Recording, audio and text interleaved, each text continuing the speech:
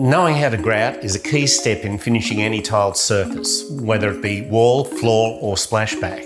It's a simple and satisfying DIY, which makes a huge difference to the final look. Hi, I'm Warwick, and this is how to grout tiles. Let's get into it.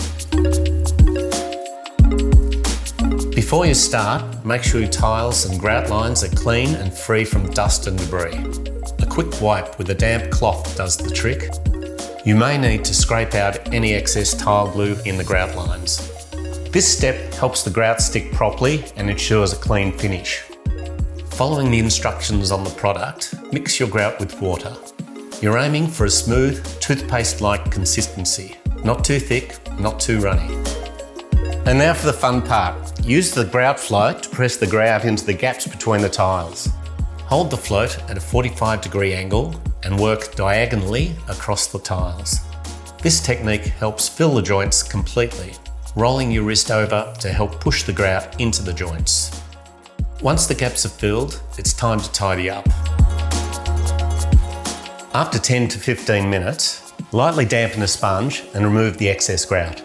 Use circular motions, but be gentle. You don't want to pull out the grout from the joints. Rinse the sponge regularly for the best results. Touch up any areas you may have missed or that need a little more grout. As the grout starts to set, go over the grout lines with a damp sponge to smooth them out. This step gives your tiles that professional, polished look. Once the grout is dried, usually after 24 hours, use a soft cloth to buff the tiles. This will make your tiles sparkle and really bring the whole surface to life.